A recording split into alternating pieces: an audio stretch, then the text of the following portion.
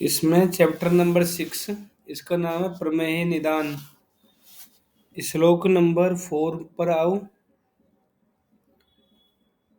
वात पित्त श्लेष्माणो यदा मेधसा सह एकत्वम् उपेत्य मूत्रवाही स्रोतांसि अनुसृत्य गत्वा बस्ते मुखम आश्रित्य तदा प्रमेयान् जनयति। ये प्रमेय की संप्राप्ति है। इसमें तीनों दोषों का इन्वॉल्वमेंट होता है। दूसरे मुख्य रूप से मेद होता है, मूत्रवाही स्रोतसों में प्रॉब्लम होती है और बस्ती के मुख में जाकर दोष प्रमेय जैसी कंडीशन उत्पन्न करते हैं। 5 नंबर के अंदर पूर्व रूप में हस्त पाद तल दाह करपाद दाह हम पढ़ के आए, जैसे चरक में था ऐसे यहाँ पे हस्त पाद तल दाह लिखा है। मधुर शुक्ल मूत्रता ऐसा मूत्र आता है। पिपासा मिलता है प्रमेय के पूर्व रूप में, बार बार मूत्र क्षय होता है तो ड्राइनेस आती है, डिहाइड्रेशन होता है, इसलिए पिपासा होती है। फिर लिखा है तालु गल जीवा दंतेशु मलोत्पत्ति। इन स्थानों पर मल उत्पन्न हो जाता है, जम जाता है, कीचड़ जैसा जम जाता है। जटिली भाव के ऐसा नाम पढ़ के आए कि जटिल हो जाते हैं। वृद्धि से नखा नाम, नखों की वृद्धि होने लग जाती है। विमर्श में माधव निदान का श्लोक है, याद रखना सब इसको। दंतादि नाम मलाढ़्यत्वम प्राग रूपम पाणिपादियो दाहा चिकणता देहे त्रट स्वादु आस्य जायते। दंतादि नाम मलाढ़्यतम, दंत आदि में मल जमा हो जाता है, पानी पाद में दाहा हो जाता है, देह में चिकनता होती है, त्रट और मुख में मधुरता आ जाती है। नेक्स्ट 6 नंबर के श्लोक में तत्र आविल प्रभूत मूत्र लक्षणा सर्व एव प्रमेय। प्रमेय जो भी होते हैं सारे, इनमें आविल मूत्र त्याग करता है रोगी। विमर्श में लिखा भी है कि वाग्भट बोलता है सामान्यम लक्षणम तेषाम प्रभूत आविल मूत्रता। 7 नंबर में सर्व एव सर्व दोष समुत्था सह पीड़िका भी। प्रमेय पीड़िका है या फिर प्रमेय है, सभी त्रिदोषज होते हैं। ऐसे बस प्रमेय पीड़िकाओं में दोषों की उल्बणता होती है। हमने चरक के अंदर भी पढ़ा था, कफोल्बण होती है, पित्तोल्बण होती है। ऐसे ही जो प्रमेय होते हैं वो भी दोषों की प्रधानता से होते हैं, सारे त्रिदोषज ही होते हैं। नेक्स्ट 8 नंबर के अंदर कफज प्रमेय 10 होते हैं। चरक के जैसे नाम है, 2-4 चेंजेज किए हैं, देख लो। सुरा लिखा है, सुरा में है, सुरा में है, यहाँ पे सांद्र प्रसाद में की जगह पे आता है। चरक के अंदर सांद्र प्रसाद में था, यहाँ पे सुरा में है। फिर लवण में लिखा है, पिष्ट में लिखा है, फेन में लिखा है, इन पे मार्क कर लेना। विमर्श में सेकंड लाइन में लिखा भी है, चरक में सांद्र प्रसाद में है, कोमा शुक्र में है, शुक्र में नहीं है, शुक्ल में है, शुक्ल में है, शीत में है और लाला में है, ये आते हैं। और वाग्भट में लवण में फेन में की जगह शीत में और लाला में ऐसे नाम आते हैं। ऐसे याद किया था हमने कि सुश्रुत चरक की शिला को फेल करता है, मतलब शीत में है और लाला में की जगह पे फेन में है और लवण में है बोलता है। फिर शुक्ल में के अंदर पिष्ट जैसा मूत्र आता है, इसलिए पिष्ट में बोल दिया। और सांद प्रसाद में ऐसे था कि कुछ स्वच्छ आता है, कुछ दुर्गंध वाला आता है, गाढ़ा होता है। जैसे सुरा के अंदर होता है, ऊपर ही ऊपर प्रसन्ना होती है, नीचे नीचे वक्कस होता है, ऐसी कंडीशन सांद्र प्रसाद में होती है। फिर लिखा है 10 साध्या, ये 10 कफज में साध्य होते हैं, कारण भी लिखा है, वही बात है। दोष दुष्याणाम समक्रियत्वात्, दोनों की समान चिकित्सा होती है। फिर इसके बाद में विमर्श में एक लाइन छोड़ के वही बात बार बार बोलता आ रहा हूँ। ज्वरे तुल्यर्तु दोषत्वम प्रमेहे तुल्य दुष्यता रक्त गुल में पुराणत्वम सुख साध्यस्य लक्षणम।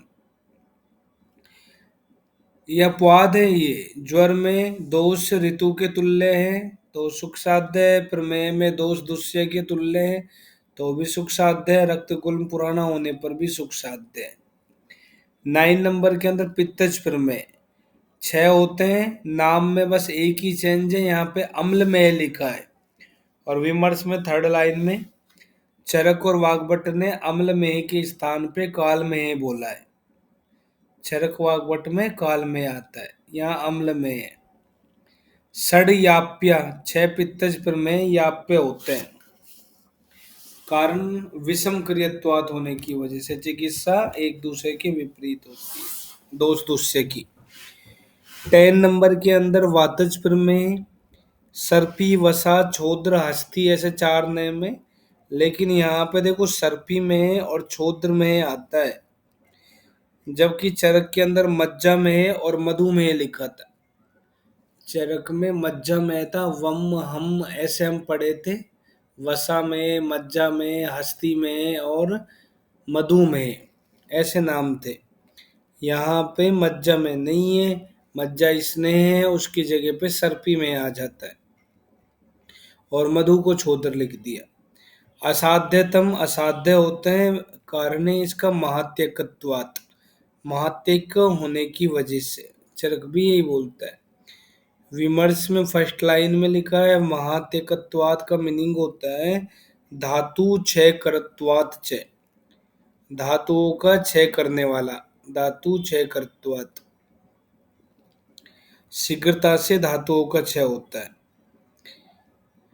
नेक्स्ट 11 नंबर में सारे प्रमेय की संप्राप्ति अलग अलग करके बताइए। जैसे सबसे पहले कफज प्रमेय में तुम्हें मेद से पहचानना है, अगर तीनों दोषों के साथ में केवल मेद ही लिखा हुआ मिले और कोई दूसरे का नाम नहीं हो लाइन में तो कफज प्रमेय करना।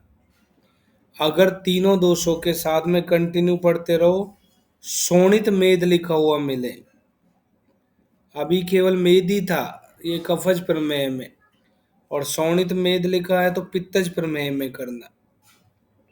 फिर कंटिन्यू पढ़ते रहो, अगर तीनों दोषों के साथ में वसा मज्जा और मेद लिखा हुआ मिले तो फिर वातज प्रमेय की संप्राप्ति है।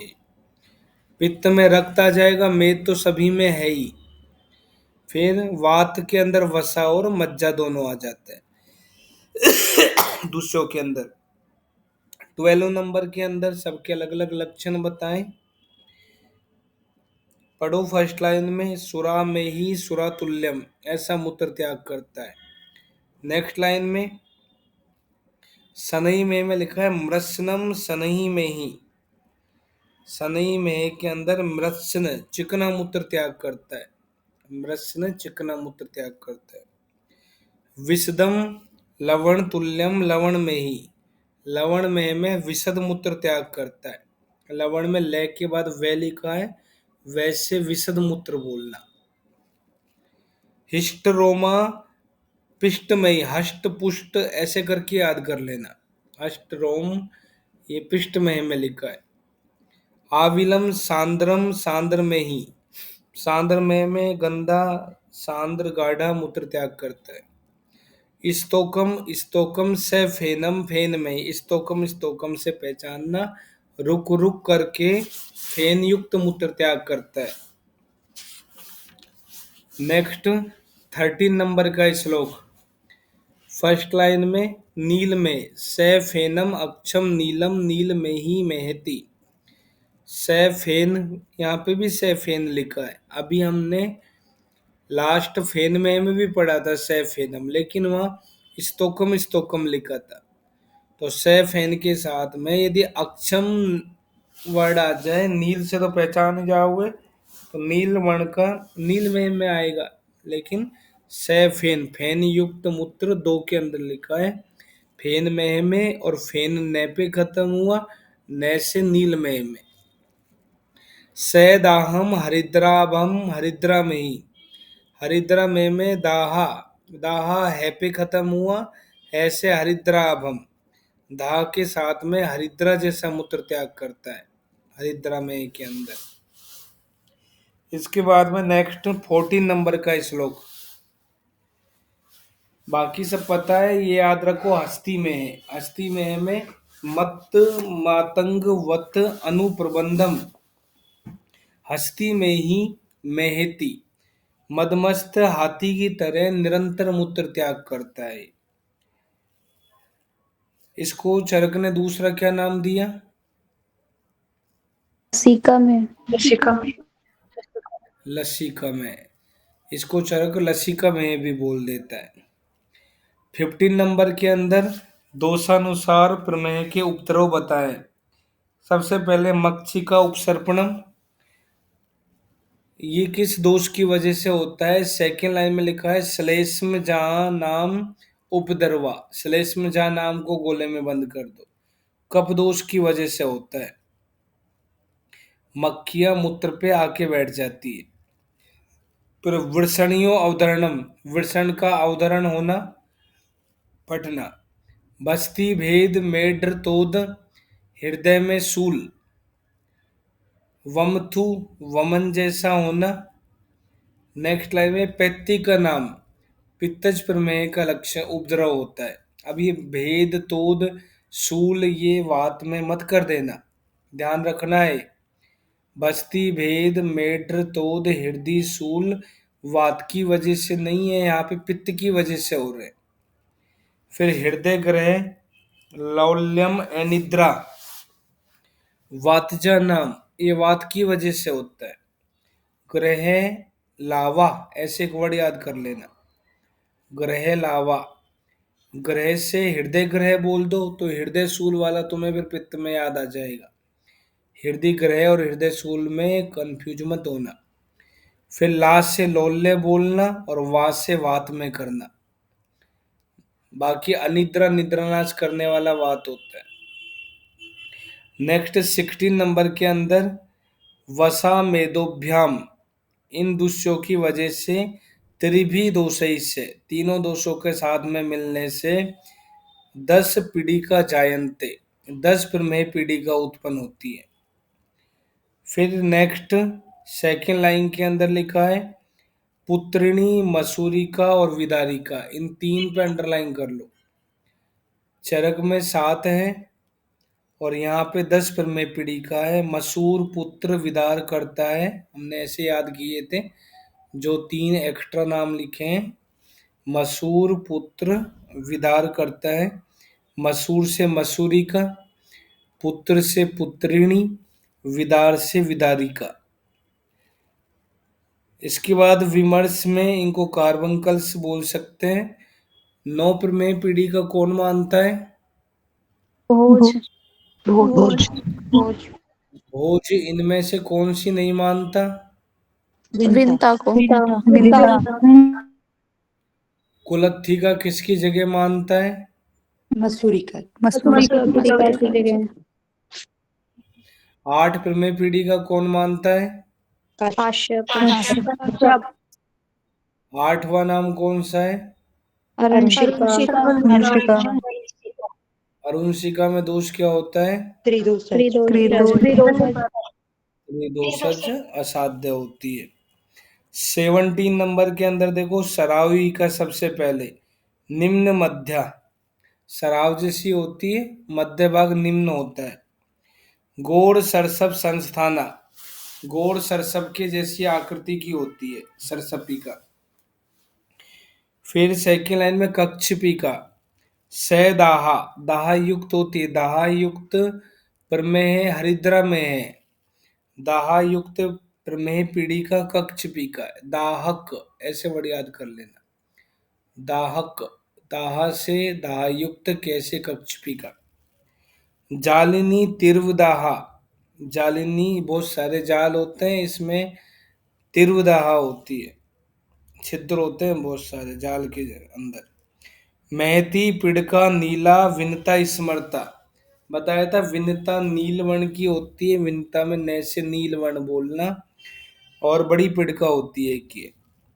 फिर लिखा है पुत्रिणी, ये नया नाम है, इसमें लिखा है महती अल्पाचिता गया। एक बड़ी पिड़का होती है जो छोटी छोटी पिड़काओं से घिरी हुई होती है, ऐसा मतलब एक बड़ी है फिर उसकी बहुत सारी पुत्रियां हैं। नेक्स्ट मसूरी का मसूर जैसी है, पढ़ने की जरूरत ही नहीं है। स्फोटवती दारुणा तु अलजी, हमने पढ़ा था अल जलता है। दहती अग्नि रिव, ऐसे पढ़ा था। तो जलने जैसी वेदना होती है, स्फोट हो जाते हैं, दारुण होती है अलजी। इसके बाद में नेक्स्ट लाइन के अंदर विदारी कंदवत, वृत्त कठिन होती है विदारी का, विदारी कंद बोलना है, विदारी कंधा मत बोलना। विदारी कंध के जैसी होती है, विदारी कंधा जैसी नहीं होती। विदारी का पूरा वर्ड ही देख लो ना, का पे खत्म हुआ तो कैसे कंध बोल देना। विदारी कंध जैसी होती है, गंधा में डाउट ही नहीं होना चाहिए। कठिन होती है वैसे, विदारी का वैसे, व्रत कैपे खत्म हुआ कैसे कठिन, ऐसी होती है स्वरूप के अंदर। 23 नंबर का श्लोक, प्रमेय पीड़िका कौन सी अवस्था में असाध्य होती है?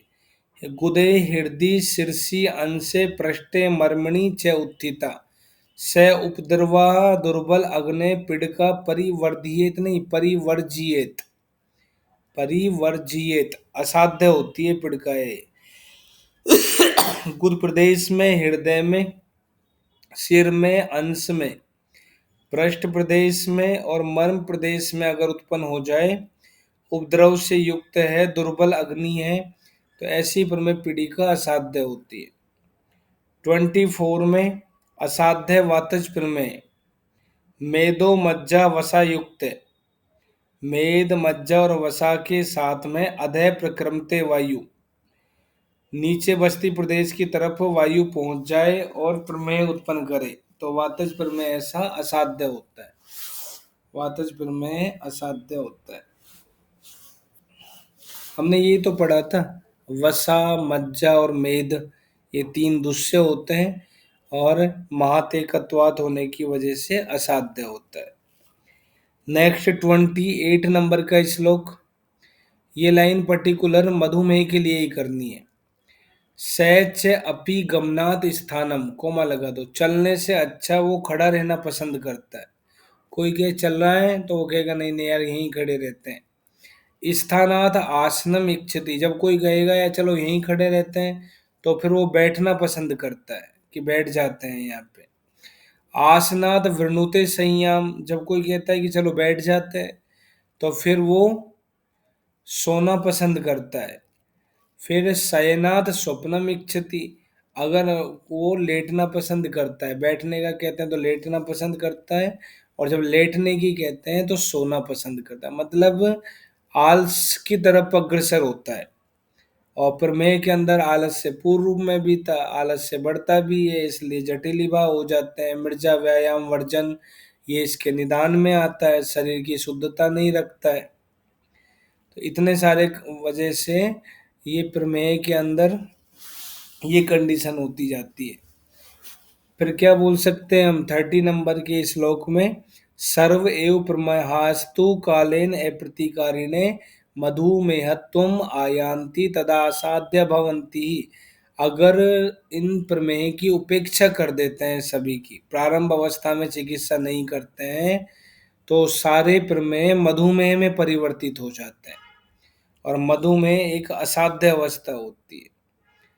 जैसे हमने पढ़ा था सारे उदर रोग लास्ट में जलोदर में चेंज हो जाते हैं, ऐसे ही सारे प्रमेय लास्ट में मधुमेह में चेंज हो जाते हैं, और मधुमेह एक असाध्य प्रमेय होता है। चरक संहिता में मधुमेह को कृत साध्य कहाँ पे माना है? 17 चैप्टर सुखरूपणी सूत्र 17 सूत्र 17 नियमते शीर्ष अध्याय चरक सूत्र 17, चरक सूत्र 17 में मधुमेह को कृत साध्य माना है। नेक्स्ट चैप्टर पे आओ, इसका नाम है उदर।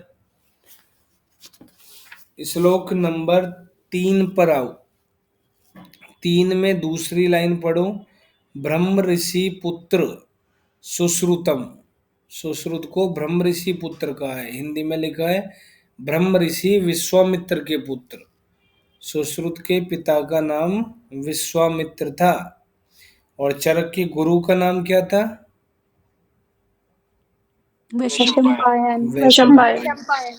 वैशंपायन के शिष्य थे। और चक्रपाणि के पिता का नाम क्या था? नारायण दत्त। नारायण दत्त। नारायण दत्त। 4 नंबर के श्लोक में उदर रोग यहाँ पे भी 8 प्रकार के होते हैं। सेकेंड लाइन में लिखा है आगंतुज। आगंतुज एक तरह से छिद्रोदर को बोलते हैं। छतोदर या छिद्रोदर एक ही बात है। दकोदर जलोदर को बोलते हैं। लिखा भी है हिंदी में आगंतुक, छतोदर, दकोदर, जलोदर। फिर इसके बाद विमर्श में चरक ने भी ऐसे 8 भेद बोले, प्लीह बद्ध छतोदकई। प्लियोदर, बद्ध गुदोदर, छतोदर और दकोदर, ऐसे भेद होते हैं। 5 नंबर के श्लोक में 5 नंबर के श्लोक में देखो निदान बताएं उदर रोग के। सुदुर्बल अग्ने अहित असनस्य। मंद अग्नि का रोगी यदि अहित भोजन का सेवन करता है तो उदर जैसा रोग उत्पन्न होता है। थर्ड लाइन में गुल्म आकृति व्यंजित लक्षणानी। गुल्म के समान आकृति का होता है, गुल्म के समान आकृति का और स्पष्ट लक्षण युक्त होता है। गोराणी उदराणी दोषा, भयंकर उदर रोग उत्पन्न होता है।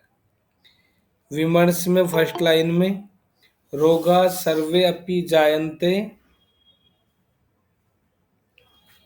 मंदे अग्नौ। मंदे अग्नौ और लिख देना इसमें। रोगा सर्वेपि जायन्ते मंदे अग्नौ सुतराम उदराणी चे। जितने भी सारे रोग हैं मंद अग्नि से होते हैं। अजीर्णात मलिनई सन्नई जायन्ते मल संचयात। अजीर्ण मलिन अन्न मल का संचय होना ही निदान में आता है। चरक में भी था अति संचित दोषाणाम पापम कर्म च कुरुताम। ऐसी लाइन उदर की संप्राप्ति में आती है। नेक्स्ट 7 नंबर का श्लोक। 7 नंबर के अंदर पढ़ो। पूर्व रूप बताएं उदर रोग के। बल वर्ण आकांक्षा। बल वर्ण भोजन आदि की आकांक्षा होती है। बलि विनाशो, जो उदर पे वलिया होती है उनका नाश हो जाता है। जठरे ही राज्य, उदर प्रदेश पे राज्य या रेखाएं उत्पन्न हो जाती है। जीर्ण अपरिज्ञान, भोजन के पचने या नहीं पचने का ज्ञान नहीं होता है। ये पूर्व रूप में आते हैं। विमर्श में देखो पहली लाइन में चरक बोलता है पूर्व रूप में जीर्ण अजीर्णम नैवेति च। भोजन पच रहा है या नहीं पच रहा है इसका ज्ञान नहीं होता है। 8 नंबर के अंदर वातोदर। फर्स्ट लाइन में लास्ट में लिखा है कृष्ण श्राव नद्धम। कृष्ण वर्ण की श्राय नजर आती है। 9 नंबर के अंदर पित्तोदर में पीतम शिरा, पीत पीली शिराएं नजर आती है। सेकेंड लाइन में लिखा है अचिराभिवृद्धि। तत् तू अचिराभिवृद्धि। अचिर का मतलब होता है शीघ्रता से बढ़ने वाला होता है। चिर मतलब देर से, अचिर का मतलब जल्दी। कफोदर में फर्स्ट लाइन में शुक्ल श्राव नद्धम। शुक्ल वर्ण की श्राय उत्पन्न होती है। कफ में ही आता है, ये तो याद करने की जरूरत ही नहीं है। फिर सेकेंड लाइन में लास्ट में चिराभिवृद्धि, यहाँ देर से वृद्धि होती है। नेक्स्ट 11 नंबर के अंदर सन्निपातज उदर।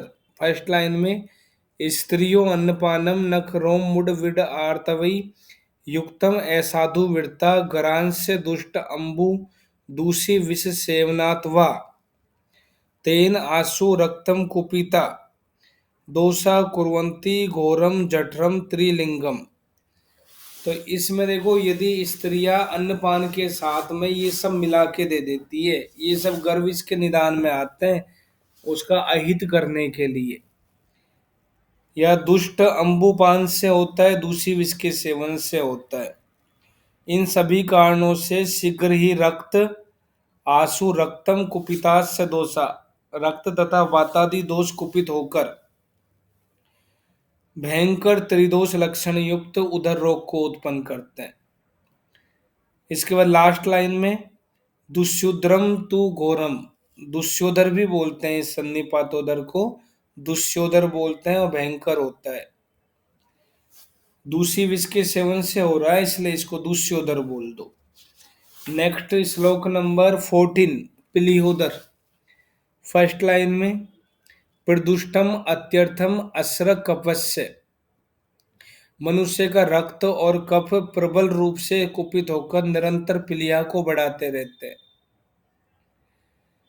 पिलियाम अभिवृद्धि अभिवृद्धि सततम करोति, सेकेंड लाइन में लिखा है कि लगातार पिलिया बढ़ती रहती है। फिर नेक्स्ट लाइन में वामे च पार्श्वे परिवृद्धम, वाम पार्श्व में होती है पिलिया तो वाम पार्श्व में वृद्धि होती है।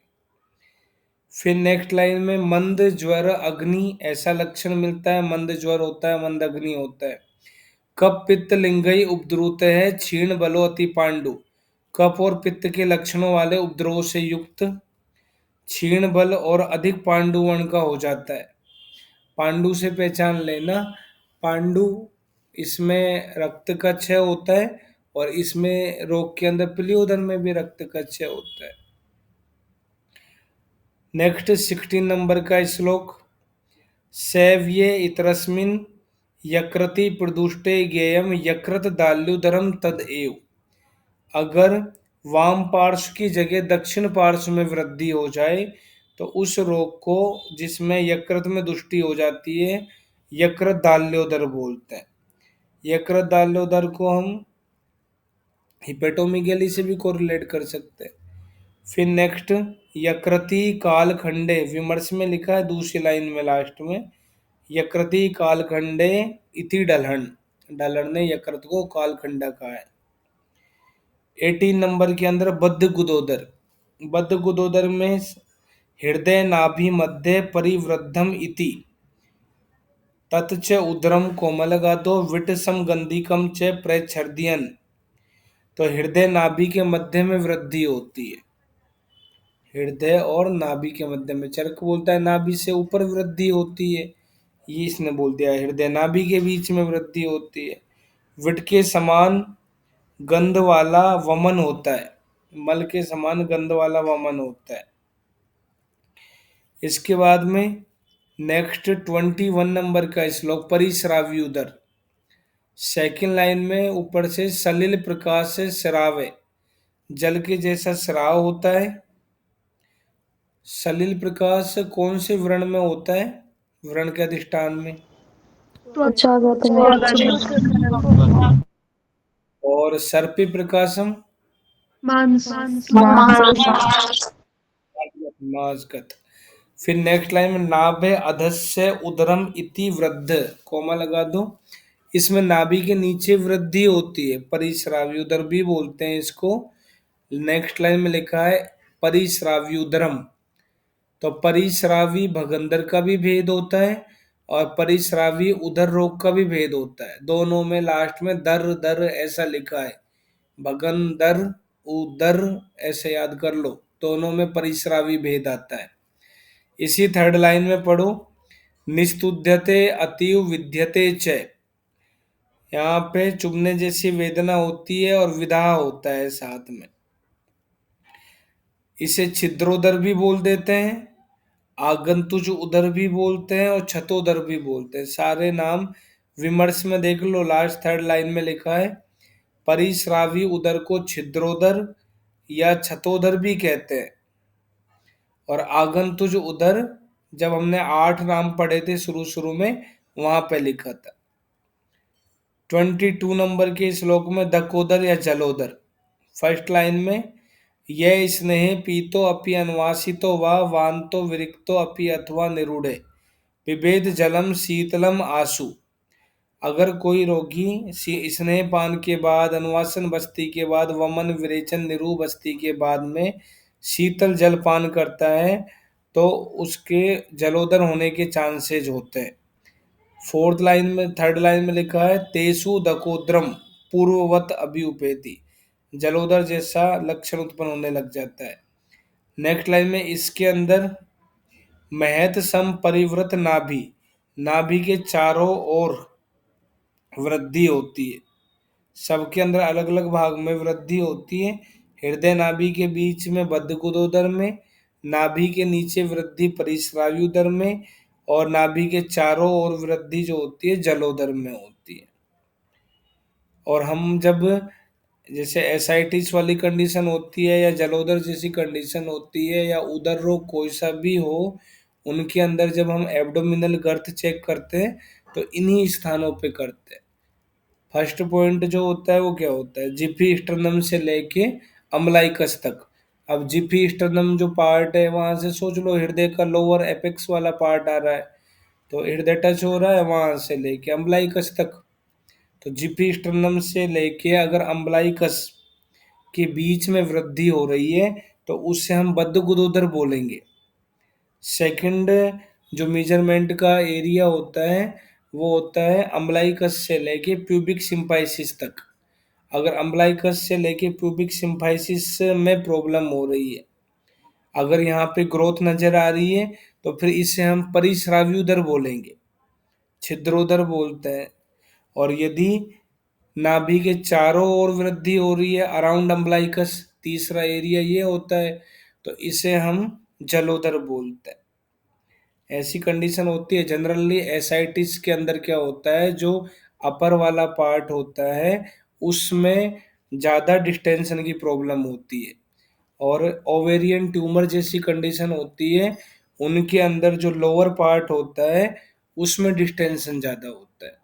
तो ये जो अपने यहाँ बता रखा है ना, तो मॉडर्न साइंस भी यही चीजें कोरिलेट करती है।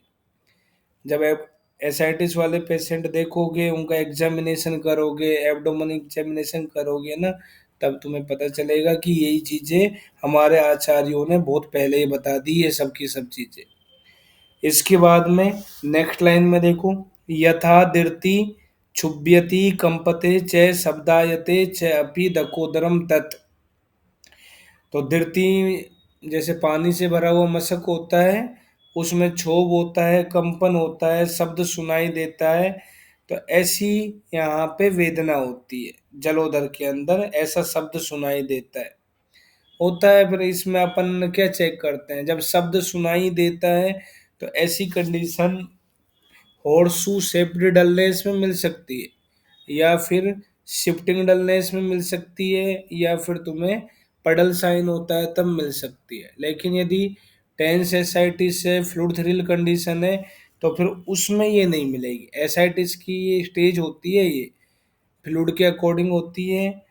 अगर 1000 ml से ज़्यादा फ्लूइड होता है 1500 ml तक, तो फिर उसे हम टेंस एसाइटिस बोलते हैं। इससे ज़्यादा भी हो सकता है, तो उस कंडीशन में फिर ये क्षोभ जैसी कंडीशन नहीं मिलेगी, क्योंकि वो तो फिर कुछ वहाँ शिफ्ट ही नहीं होगा, आवाज़ ही नहीं आएगी, पूरी पेरिटोनियल कैविटी भरी हुई पड़ी है उसके अंदर, टिम्पेनिक साउंड फील होती रहेगी तुम्हें। डल नोट मिलेगी ज़्यादा, टिम्पेनिक एक तरह से डिसअपियर हो जाएगी। पानी पानी भरा हुआ पड़ा है तो उसमें डल साउंड मिलेगी। लेकिन हॉर्सू शेप्ड जो डलनेस होती है उसमें क्या होता है, जो अम्लाइकस के ऊपर वाला पार्ट होता है, उस स्टोमक वाला जो रीजन होता है वहाँ पे टिम्पेनिक साउंड मिलती है।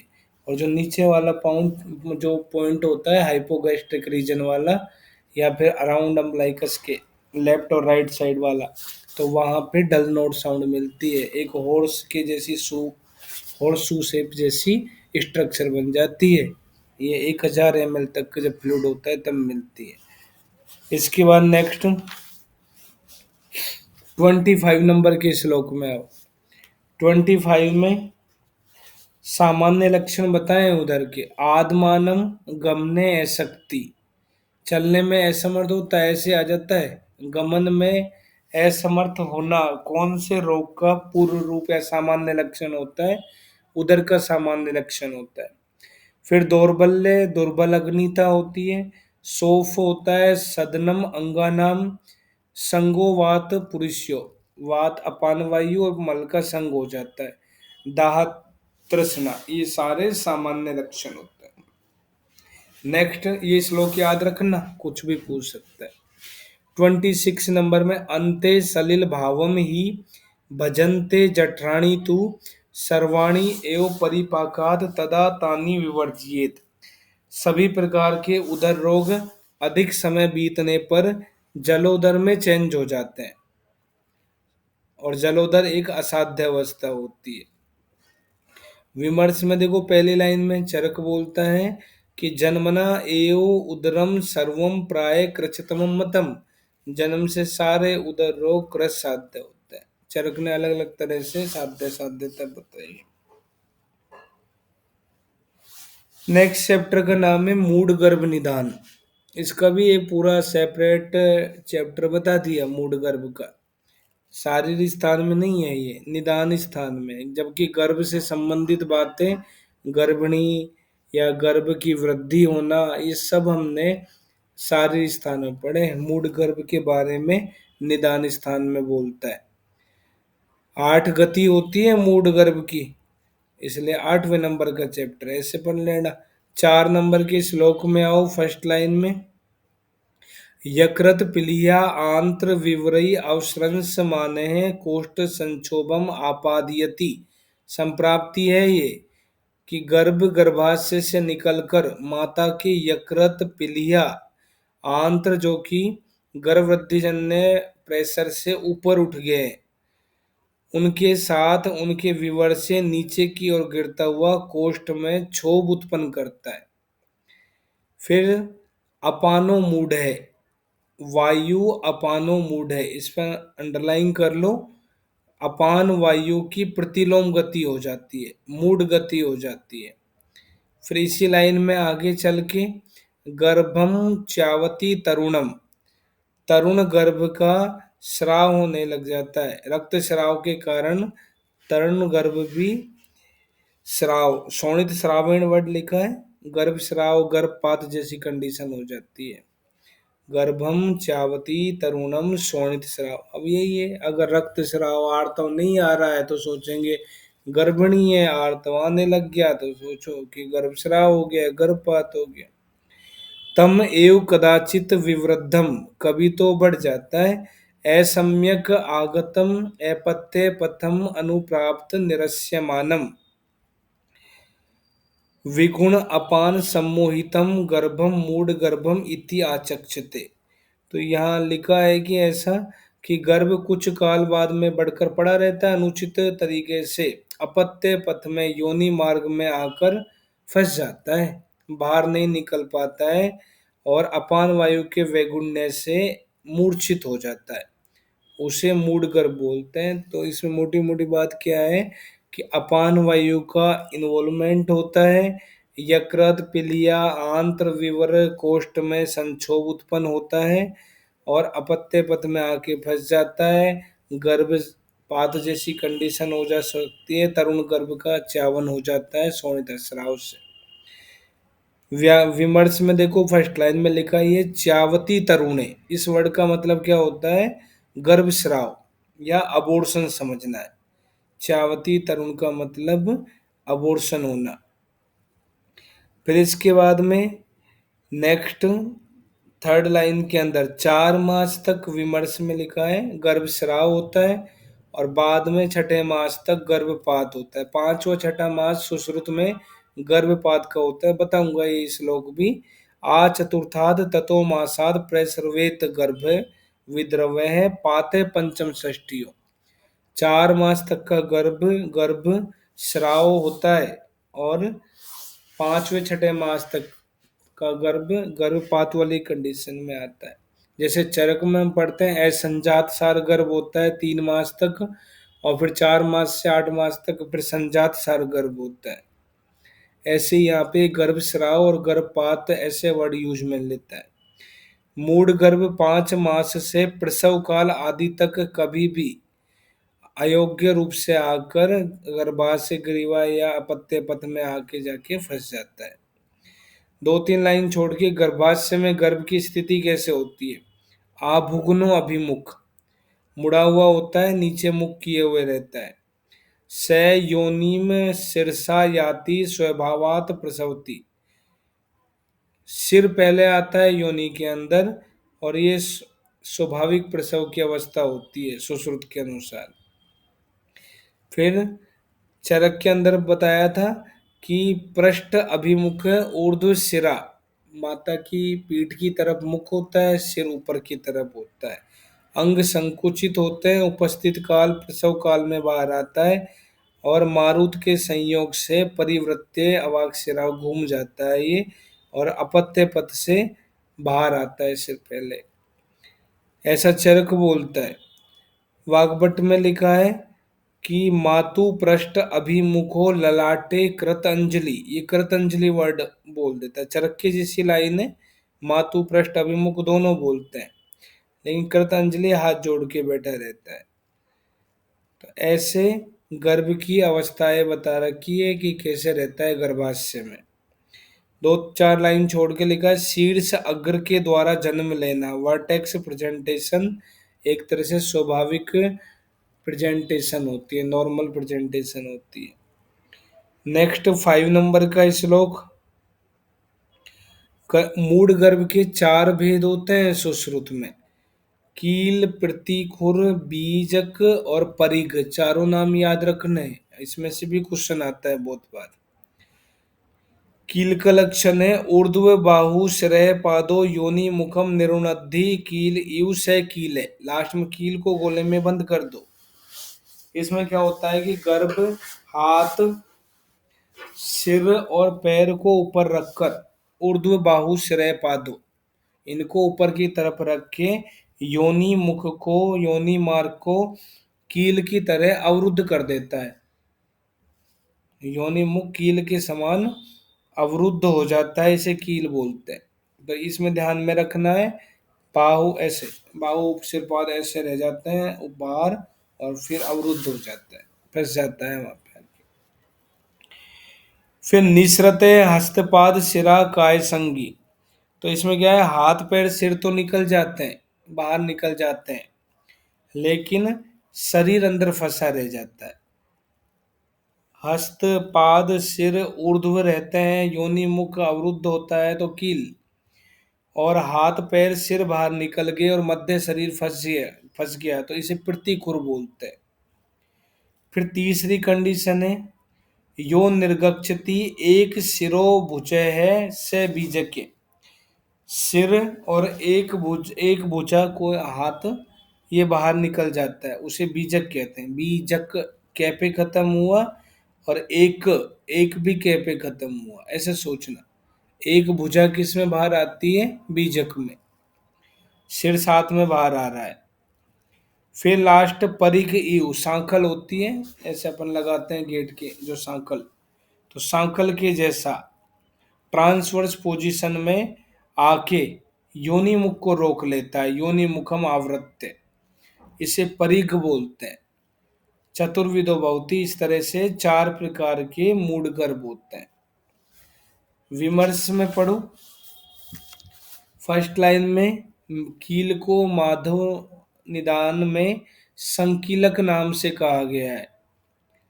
बात वही है जो लिखी है, योनि संगी ऐसा वर्ड लिख देता है, ऊर्ध्व बाहु चरण शीर्षा ऐसा तो उसने भी लिखा है ना सुश्रुत ने।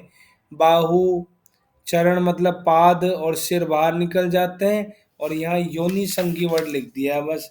तो ऐसे योनि मुखम निरुणद्धि लिख दो, या योनि संगी वर्ड बोल दो, बात तो एक है, कंफ्यूज मत होना है इससे।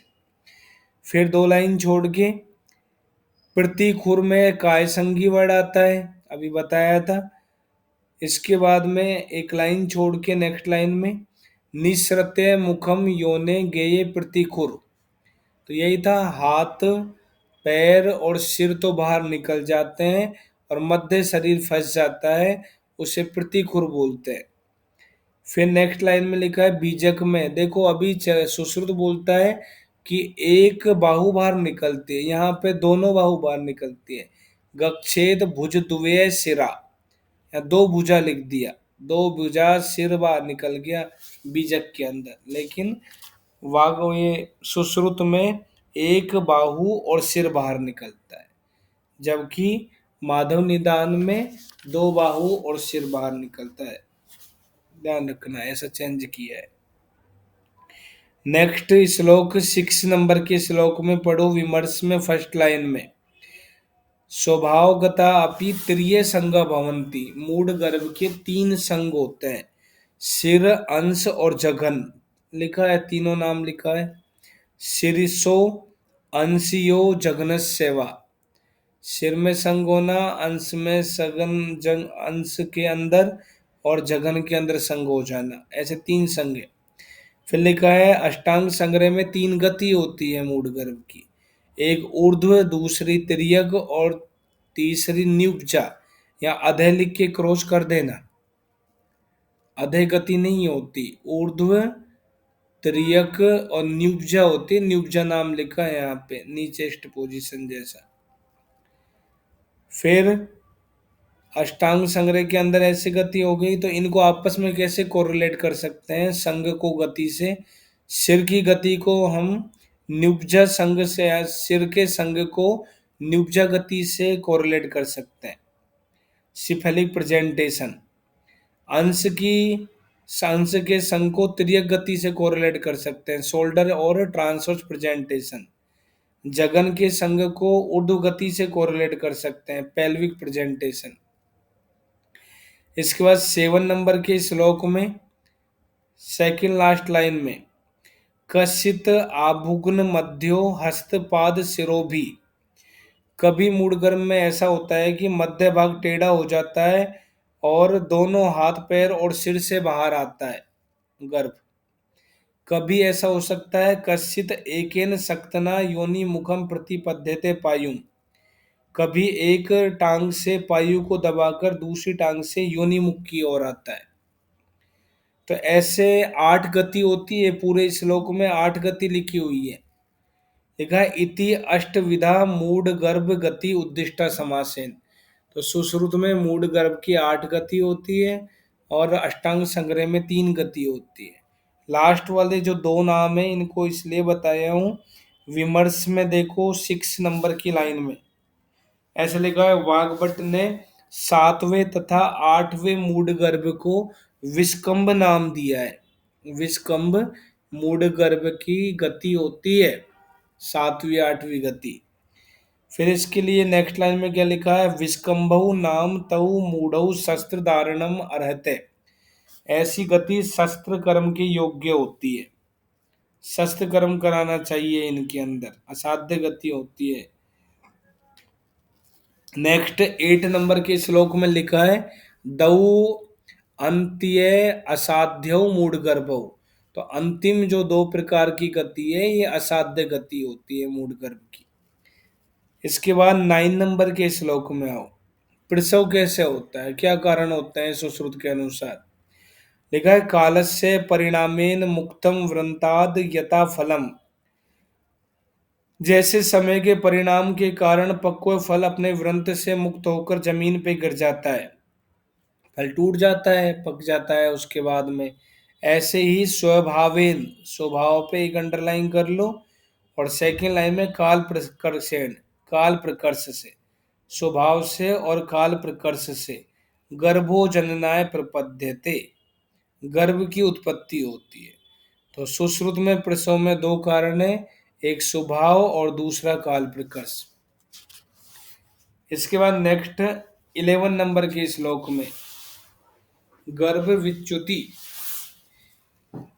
एक एक कंडीशन बता रखी है, ध्यान से देखना। लास्ट में गर्भ विच्युति क्या है इसका निदान, कृमि वात अभिघातई स्तु तदेव उपद्रुतम फलम तपति अपत्य काले अपि। जिस प्रकार कृमि वात आघात इन कारणों से वही फल अकाल में बिना पके ही गिर जाता है, अगर इन्हीं निदानों की वजह से गर्भपात हो जाए तो उसे गर्भ विच्युति बोलते हैं। तो ये लाइन आ जाए तो गर्भ विच्युति के लिए करना। 12 नंबर में भी बोला था तुम्हें विमर्श में, आ चतुर्थाद ततो मासाद प्रसर्वेत गर्भ विच्युति। प्रसर्वेत वर्ड को गोल में बंद कर लेना। 4 मास तक का गर्भ गर्भस्राव की कैटेगरी में आता है, अबॉर्शन की कैटेगरी में आता है। फिर पात है पंचम षष्टियो, पात को ब्लैंक करना। उसके बाद 5वें और 6ठे मास में स्थिर शरीर के नष्ट होने को स्थिर शरीर से पाते, स्थिर शरीर के नष्ट होने को गर्भपात या मिसकरेज बोलते हैं। 5वें छठे मास में होता है ये। विमर्श में देखो भोज थोड़ा चेंज करता है, फर्स्ट लाइन में ऐसे बोलता है 3 मास तक गर्भस्राव होता है भोज के अकॉर्डिंग। आ तृतीया ततो मासात गर्भस्रवती शोणितम ऐसा लिखा है, और यहाँ पे 4 मास तक का लिखा है। ऊपर ऐसे लिख लेना, डलहन के अनुसार आम गर्भ का स्राव एरो लगा के 6 मास तक। डलहन के अनुसार आम गर्भ का स्राव एरो लगा के 6 मास तक होता है। 13 नंबर के श्लोक में असाध्य मूढ़ गर्भ के लक्षण हेडिंग में लिखा है, और लास्ट में हंति सा गर्भम, इसको गोले में बंद कर लो। हंति सा गर्भम, गर्भ मर जाता है किस वजह से, और कैसे हम आइडेंटिफाई करेंगे कि गर्भ मर चुका है गर्भाशय में, तो उसके लिए लिखा है प्रविद्यति शिरो या तू शीतांगी निरपत्रपा नीलोद्धते शिरा। जब स्त्री, गर्भिणी स्त्री अपने सिर को अधिक हिलाती रहती है, इधर उधर पटकती रहती है, उसके सारे अंग प्रत्यंग शीतल हो जाए, निरपत्रपा, और वो लज्जा रहित, उसको पता ही नहीं है क्या लज्जा होती है, हाथ पैर इधर उधर, कपड़े वपड़े इधर उधर पटकती रहती है अपने। फिर नीलोद्धत सिरा, और धमनियां सिराए नील वर्ण की उभरी हुई दिखाई देती है, तो तब समझना है इंट्रा यूटेराइन डेथ आईयूडी ऐसी कंडीशन हो चुकी है, मतलब गर्भाशय में गर्भ मर चुका है। तो ऐसे लक्षण करेगी गर्भिणी, तब हमें सोचना है, ये लाइन हमें मृत गर्भ के लिए करनी है। इस श्लोक में हेडिंग में तो असाध्य मूढ़ गर्भ लिख दिया, लेकिन फर्स्ट आंसर इसका मृत गर्भ करना है, जो इस श्लोक के अंदर लिखा है हंति सा गर्भम। फिर मूढ़ गर्भ को निकालने के लिए कौन सा शस्त्र कर्म सबसे अच्छा होता है बताओ? हरियाणा। आहरण। आहरण हम अग्रय द्रव्यों में पढ़ के आए, मृत गर्भ या मूढ़ गर्भ शल्यम, मृत गर्भ शल्यम आहार्याणाम, आहरण के योग्य होता है। फिर 14 नंबर के श्लोक में देखो नेक्स्ट, इसमें भी लास्ट लाइन में अंतर मृत्य शिशु, इसको भी गोले में बंद कर दो। अंतर मृत गर्भ के लक्षण, गर्भ अस्पंदनम आविनाम प्रणाशय, गर्भ में स्पंदन नहीं होना, आवी प्रसव पीड़ा का नाश होना, श्याव पांडु ऐसा वर्ण हो जाना, भवती उच्छ्वास पूतित्वम शूलम, श्वास में बदबू आना, शूल होना, बस्ती गर्भाशय उदर में, ये सब अंतर्मृत गर्भ के लक्षण होते हैं। अंतर्मृत शिशु के अंदर करना है, जो जैसा लिखा है वैसा ही करना। 15 नंबर में नेक्स्ट, मानस आगंतु भी मातु उपतापई प्रपीड़िते गर्भो व्यापद्यते कुक्षौ, गर्भो व्यापद्यते कुक्षौ, इसको गोले में बंद कर लो।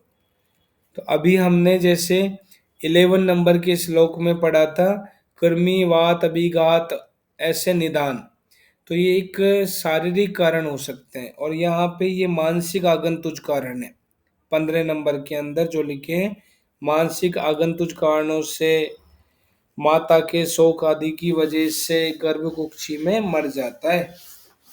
इसके बाद में 16 नंबर के श्लोक में बस फिर क्या करना चाहिए अगर ऐसी कंडीशन देखने को मिल रही है तो, बस्त मार विपन्नाया कुक्षी प्रस्पंदते यदि तत्क्षणात् जन्म काले तम पाठित्वा उद्धरेत विषक, गला घोटकर मारे हुए बकरे के समान, लिखा ना बस्त मार विपन्नाया, गला घोट के मारे हुए बकरे के समान, यदि मारे हुए बकरे के समान मरी हुई स्त्री की कुक्षी यदि स्पंदन कर रही है, मान लो गर्भिणी मर गई, गर्भिणी मर गई लेकिन उसका बच्चा अंदर जीवित है, स्पंदन फीटल साउंड सुनने में आ रही है, तो उस कंडीशन में फिर क्या करना चाहिए, बिना देर किए तत्क्षणात उसी क्षण पाटन कर्म करना चाहिए, सिजेरियन करना चाहिए, एक्सीजन करके कट करके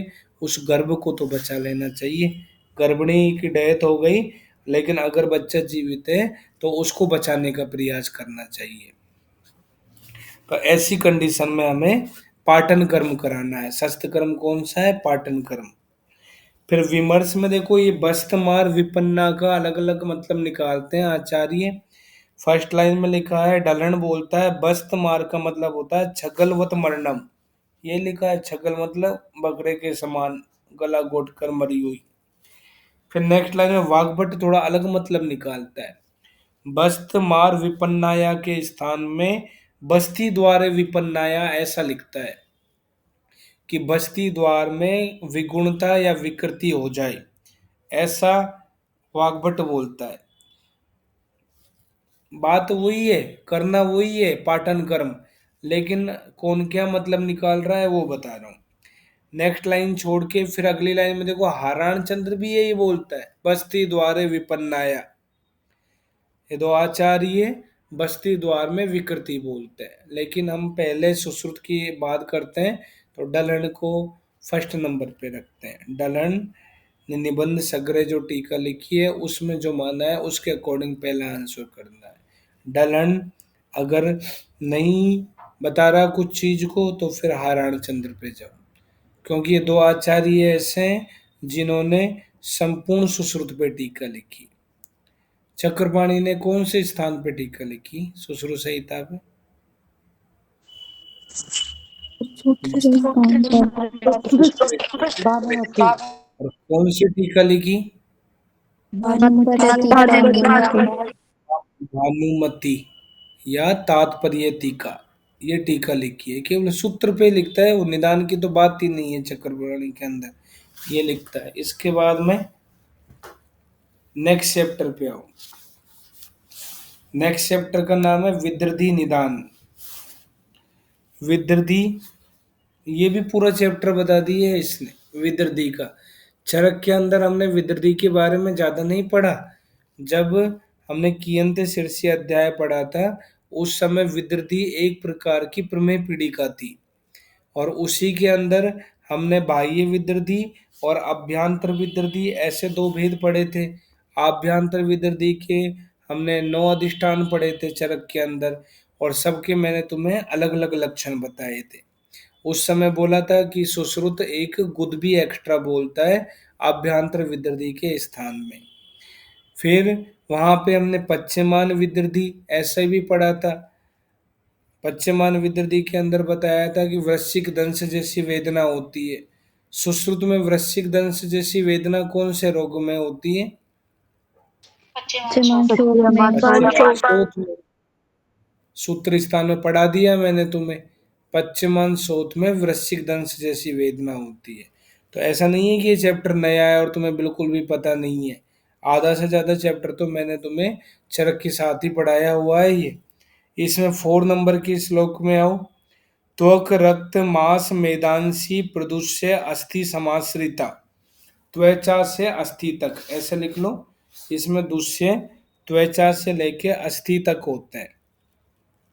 दोसाह सोफम शनि घोरम, धीरे धीरे घोर शोफ हो जाती है, इसमें भयंकर शोथ हो जाती है। सेकंड लाइन में महामूलम रुजावंतम, महामूल होता है पीड़ा होती है। फिर इसी लाइन में लास्ट में विदर्धी षड्विध है, 6 प्रकार की होती है। जब चरक के अनुसार पूछते हैं कि विदर्धी कितनी होती है तो 2 आंसर करना है, बाह्य विदर्धी और आभ्यंतर विदर्धी। सुश्रुत के अनुसार पूछे विदर्धी कितनी होती है तो 6 आंसर करना। नाम लिखे हैं 6 नंबर के श्लोक में, पृथक दोषई समस्तई से छतेन अपि ऐसृजा तथा सन्नाम अपि। तो 4 तो दोष वाली हो गई, वात पित्त कफ सन्निपात, 5वीं रक्तज है, और 6ठी छतज या आगंतुज होती है। तो ऐसे विदर्धी के 6 भेद बताए। इसके ये बाह्य विदर्धी के भी 6 भेद हो सकते हैं, लेकिन विदर्धी के पूछे तो पहला 6 ही आंसर करना। इसके बाद में नेक्स्ट इसी के विमर्श में देखो, लास्ट लास्ट लाइन में लिखा है चरक के अंदर विदर्धी 2 प्रकार की है। विदर्धिम द्विविधाम आहु बाह्याम आभ्यंतरीम तथा, ऐसे बाह्य आभ्यंतर दो भेद होते हैं। अब सबके अलग अलग लक्षण बता रखे हैं। 7 नंबर के अंदर आओ। सबसे पहले वातज विद्युति। इसमें मैंने विमर्श में थोड़ा बहुत पढ़ाया था तुम्हें, जैसे चित्रोत्थान प्रपाक लिखा है इसमें, चित्रोत्थान प्रपाक। ऐसे ही 8 नंबर में पित्तज में लिखा है क्षिप्रोत्थान प्रपाक, और ऐसे ही कफज में 9 नंबर में लिखा है चिरोत्थान प्रपाक। तीनों के अंदर ध्यान में रखना। चित्र उत्थान मतलब अनेक प्रकार से उठने तथा पकने वाली होती है वातज विद्युति। क्षिप्र, क्षिप्र वर्ड वात पित्त दोनों में मत कर देना, क्षिप्रोत्थान पित्त में ही लिखा है। इसके बाद में कफज में चिर, सबको पता है देर से उठती है और देर से पकती है। अब वातज में और लक्षण क्या है? 7 नंबर में देखो, कृष्ण अरुण वर्ण की होती है। जनरली कृष्ण और अरुण वर्ण वात में ही आते हैं। भृशम अत्यर्थ वेदना, भयंकर वेदना होती है वातज में, पहचान जाना ये सब लक्षण। 8 नंबर में पित्तज में पक्व उदुम्बर संकाश है, याद रखना, पहली बार बता रहा हूं, अभी 3-4 बार और आएगा ये। पके हुए उदुम्बर के फल के समान होती है स्वरूप में। श्याव वर्ण ज्यादातर वात में लिखा हुआ मिलता है, लेकिन यहाँ पे ध्यान रखना श्याव वर्ण पित्त के अंदर लिखा हुआ है। ज्वर दाहवान ये पित्त से संबंधित है। इसके बाद नेक्स्ट कफ के अंदर पढ़ो, सराव सदृश है, बताया था मैं तुम्हें, ये सराव के समान फैली हुई होती है कफज विदृति।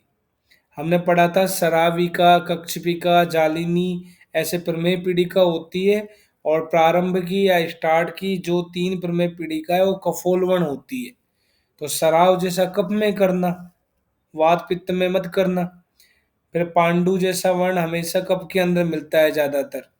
इसके बाद 10 नंबर में इन तीनों विद्युतियों के अंदर स्राव कैसा होता है, क्रम से लिखा है तनु पीत सीता। तनु पतला या थोड़ा स्राव वात में होता है, पित्तज में पीला स्राव होता है, और कफज में श्वेत सफेद स्राव होता है। 11 नंबर तपस, ऐसे एक वर्ड याद कर लेना है यहाँ पे। 10 नंबर में तपस, तैसे तनु, पैसे पीत, और सैसे शीतल, शीत शुक्ल। 11 नंबर में सन्निपातज में लिखा है नाना वर्ण रुजा श्राव, नाना आएगा ही क्योंकि सारे दोष इन्वॉल्व है। अनेक वर्ण की रुजा होती है, श्राव होता है। घाटालो विस्मो महान, घाटा प्रदेश होता है, विमर्श में लिखा है कहाँ होता है। घाटा कृकाटिका यु चित्र पार्श्व अस्य अस्ति इति घाटल, ग्रीवा के पीछे के भाग को बोलते हैं। कृकाटिका मर्म होता है, ग्रीवा को सिर से जोड़ने वाला मर्म होता है। संधि मर्म की कैटेगरी में आएगा, जोड़ने वाले का काम करता है। 2 मर्म होते हैं कृकाटिका। इस पे आघात होने से चल मूर्धता होता है, ऐसे भी पढ़ाया था मैं तुम्हें। तो इस घाटाल वाले प्रदेश में विषम, टेढ़ी मेढ़ी और बड़ी विधृति हो जाती है। विषमम पच्यते, और विषम रूप से पकने वाली होती है ये। इसके बाद 12 नंबर के अंदर आगंतुज विधृति। इसमें फर्स्ट लाइन में तई तई भावई अभिहते छते व अपत्य सेविने, इतने सारे निदान होते हैं। काष्ठ लोष्ट पाषाण आदि से चोट लगने पर, क्षत होने पर, मिथ्या आहार विहार के सेवन करने पर, वायु वायु विसृते सैरक्तम पित्तम ईरियेत, वायु से प्रेरित क्षत की उष्णता रक्त सहित पित्त को कुपित कर देती है। सैरक्तम पित्तम ईरियेत, रक्त सहित पित्त को कुपित कर देती है। नेक्स्ट लाइन में फिर लक्षण क्या मिलेगा इसमें, ज्वर तृष्णा चेदाहस्य जायते। ज्वर तृष्णा दाह, ज्वर दाह पित्त में भी था, लेकिन यहाँ तृष्णा भी ऐड हो गया। लास्ट में आगंतु पित्त विदृधि लक्षण है, इस विदृधि के लक्षण पित्तज के समान ही होते हैं। नेक्स्ट श्लोक में रक्तज विदृधि में कृष्ण स्फोट आवृत है, श्यावस तीव्र दाह रुझा करे, कृष्ण स्फोट हो जाते हैं, श्याव वर्ण की तीव्र दाह रुझा करने वाली पिड़का हो जाती है, विदृधि हो जाती है। इसके पित्त विदृधि जैसे ही इसके भी लक्षण होते हैं। श्याव तीव्र दाह रुझा कर वात में मत करना, ये रक्तज के अंदर करना है हमें। नेक्स्ट 15 नंबर में असाध्य में लिखा है तेसु असाध्यस्तु सर्वच।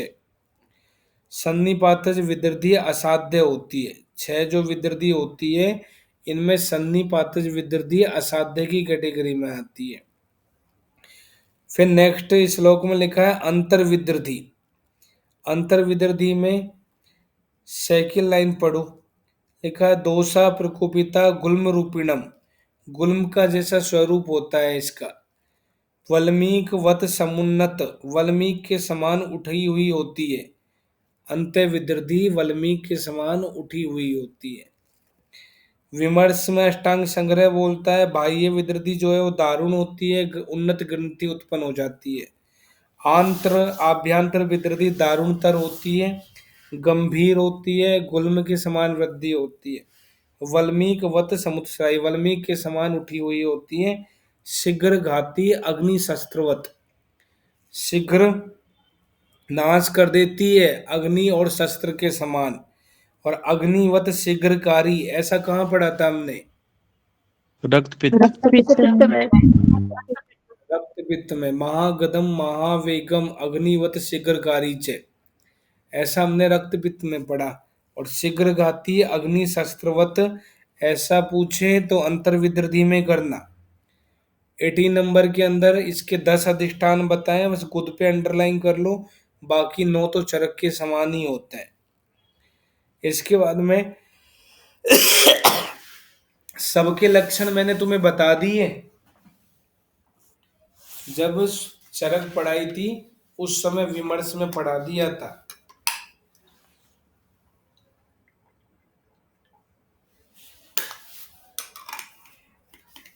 यकृत जायाम क्या था बताओ चरक के अंदर?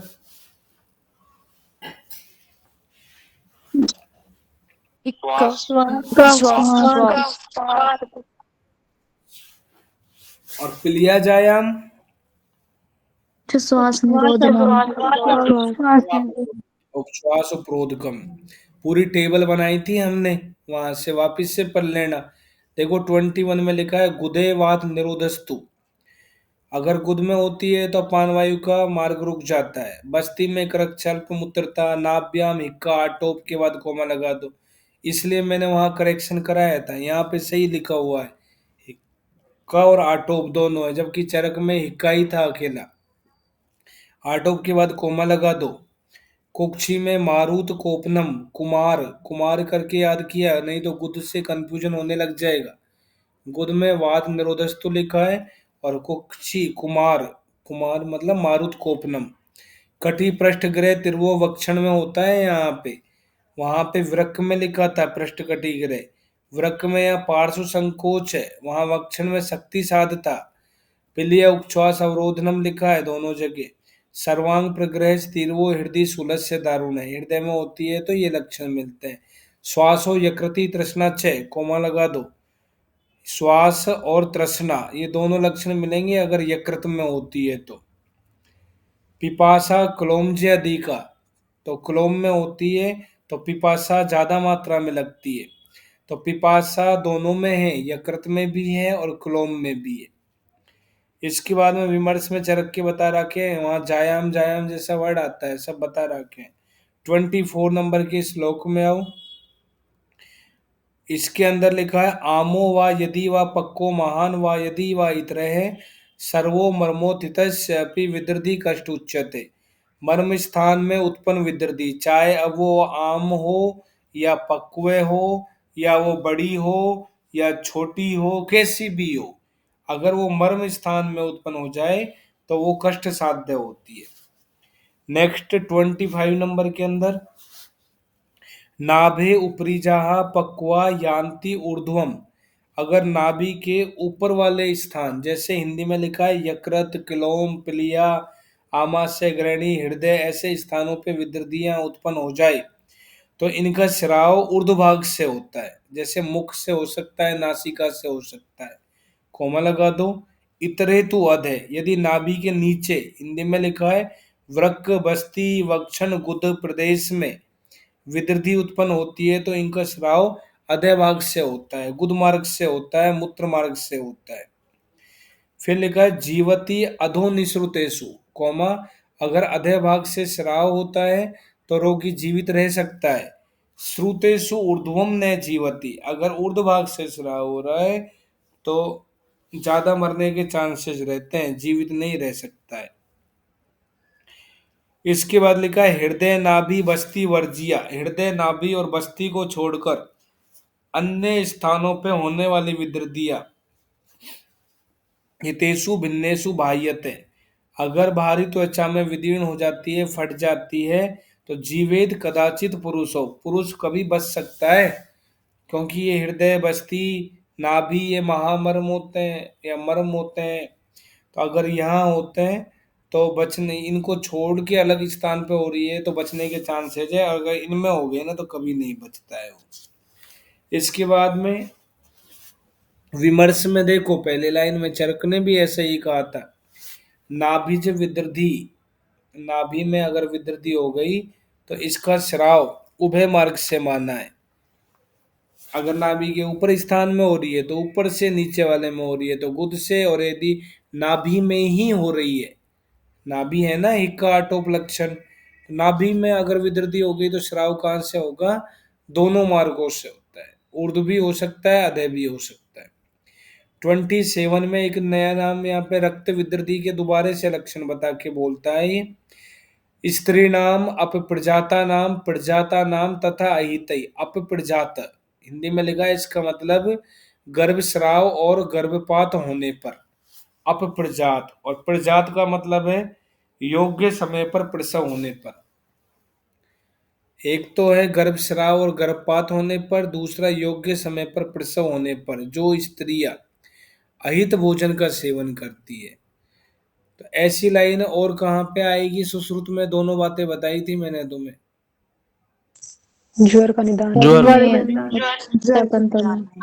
ज्वर के अंदर आएगी, जब उत्तर तंत्र पढ़ेंगे तो वहां ये लाइन जो फर्स्ट लाइन है, स्त्री नाम प्रजाता नाम तथा अहितई, ये ज्वर के अंदर भी आएगी और रक्त विदृधि का निदान भी है।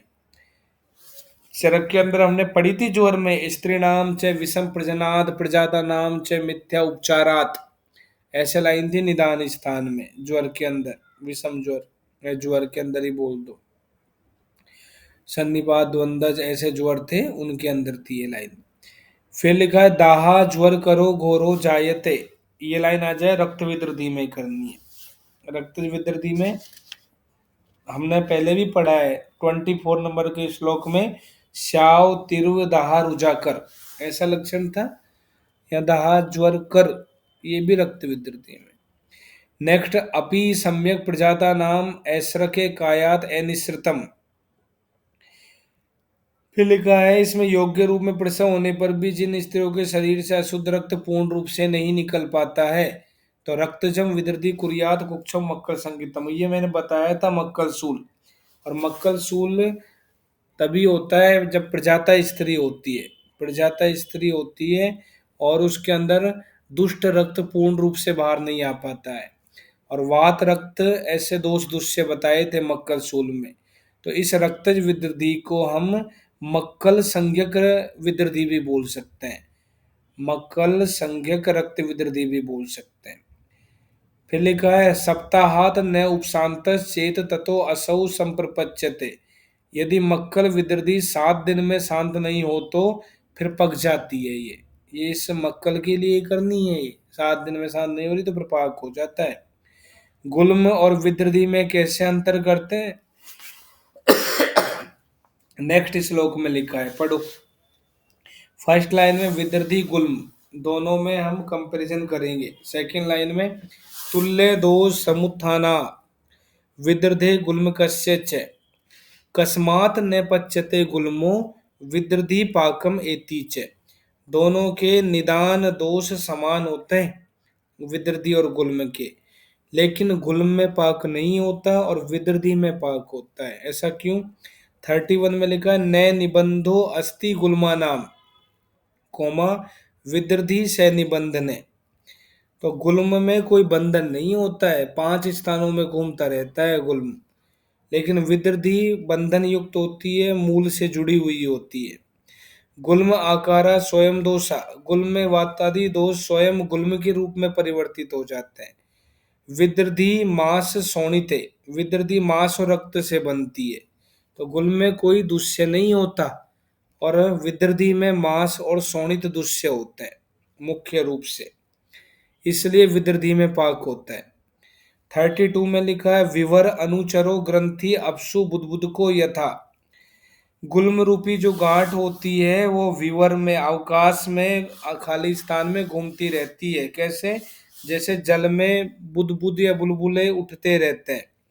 गुल्मस्तु तस्माद पाकम न गच्छति, इसलिए गुल्म में पाक नहीं होता है। फिर नेक्स्ट लाइन में लिखा है मास शोणित बाहुल्याद पाकम गच्छति विदर्धी, और विदर्धी में मास शोणित की अधिकता होने से पाक होता है। मास शोणित हीनत्वात् गुल्म पाकम न गच्छति, मास शोणित हीन होने की वजह से, नहीं होने की वजह से गुल्म में पाक नहीं होता है। गुल्म तिष्ठति दोषे सुए, अभी बोला था गुल्म में दोष ही अपना काम करते हैं, स्वरूप अपना अपने आप बना देते हैं। विदर्ती में मास शोणित दुष्य होते हैं। विदर्ती इसलिए लास्ट में कह सकते हैं विदर्ती में पाक होता है, गुल्म में पाक नहीं होता है। इसके बाद में विमर्श में भी लिखा है गुल्म की परिभाषा हृदय नाभियो अंतरे, यहाँ पे भी गलत लिखा है हृदय बस्तियों अंतरे, ऐसे कर लेना। जब हम उत्तर तंत्र पढ़ेंगे तो वहां पे ऐसा ही लिखा हुआ है हृदय बस्तियों अंतरे ग्रंथि संचारी, संचारो नहीं संचारी, यदि व अचलय व्रत से चय अपचयवान से गुल्मी ती गिरदित है, उसे गुल्म बोलते हैं। 35 नंबर के अंदर असाध्य विदर्धी के लक्षण में हृदय नाभि बस्ती, अभी थोड़ी देर पहले बोला था कि इन स्थानों में हो रही है और अगर कहीं से भी फट जाए तो मृत्यु होती है, मरने के चांसेस बहुत ज्यादा होते हैं। फिर लिखा है अगर इन्हीं स्थानों में पक्व विदर्धी हो जाए, पक जाए, विदर्धी में पाक हो जाए, या फिर कोई त्रिदोषज विदर्धी है तो उसे असाध्य समझना चाहिए। वर्ज्य वर्ड को गोले में बंद कर लो। नेक्स्ट 36 नंबर का श्लोक, इसमें हेडिंग में लिखा है अस्थि विदर्धी के लक्षण। फर्स्ट लाइन में मज्ज परिपाको घोरे, इसके अंदर मज्जा का भयंकर पाक होने लगता है। फिर इसी लाइन में द्वारम न लभते यदा, और द्वार प्राप्त नहीं हो पाता है, उसमें से पस बाहर नहीं निकल पाती है। पाक तो अंदर बहुत सारा हो गया मज्जा का, लेकिन बाहर निकलने के लिए अस्थि मांस के निरोध की वजह से द्वार नहीं मिल पाता है। इसलिए क्या होएगा, नेक्स्ट लाइन में अंदर ही अंदर जलती रहेगी तो ज्वलनेन एव दह्यते, अग्नि की तरह दाह से जलता हुआ अनुभव करता है। फिर विकार है, नेक्स्ट लाइन में विकार है शल्य भूतो अयम, शल्य के समान विकार उत्पन्न हो जाते हैं।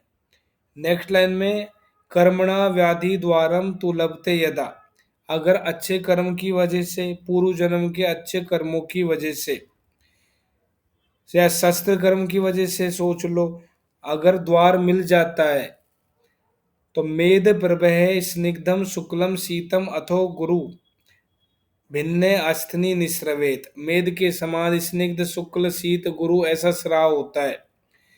फिर इसी लाइन में लास्ट में सर्व दोष रुझा वहम, सर्व दोषों से युक्त होती है। अस्थि विदर्धी सर्व दोषज करना है हमें, और इसमें भयंकर रुझा होती है। अस्थि का संबंध वात से होता है और रुझा वात के बिना नहीं होती, तो भयंकर रुझा उत्पन्न होती है।